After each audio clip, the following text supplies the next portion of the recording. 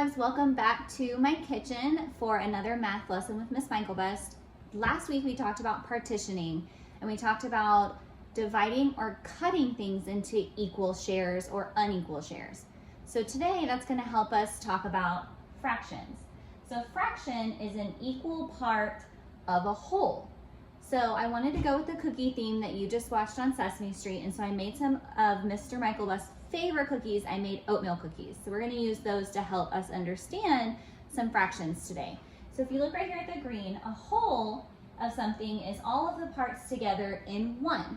So right here, I have a whole cookie. All of the pieces are still together in one whole piece. Then, if we want to make a half, we're going to cut something into two equal parts. And so right here, I've cut the circle into two pieces and I got 1/2. So here, I cut a cookie into two equal pieces. So this is 1/2 of a cookie. Then I have thirds. So when I cut something into thirds, I'm sharing it with 3 different people. So I want 3 equal parts. And so I cut this circle into 1/3 or thirds. Here is 1/3 of a cookie. You're going to see the more people that we are sharing with, the smaller our pieces are going to get. And then lastly, we have fourths. So when you make something into fourths, you're sharing it with 4 people, and so we want 4 equal parts.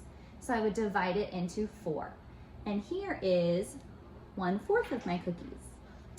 So I'm going to turn you around and I'm going to show you how I made those fractions with those cookies. Okay, so as you can see here, I have 3 whole cookies. So this first cookie, I want to make halves. So I'm going to divide it into 2 equal parts. Okay, there you go. Now you can see Boo. He's trying to eat a cookie. Okay. So this one is divided into 2 equal parts. So I have 1/2 and 1/2 of a cookie. This next one I want to divide into fourths. So I'm going to divide it into half first. And then I'm going to divide those halves so that I can get 4 equal shares. And I have 1/4, 1/4, 1/4, and 1/4 of a cookie. Then a third is a little bit tricky. I want to divide it into 3 pieces. So I'm going to come down a little bit and to the side.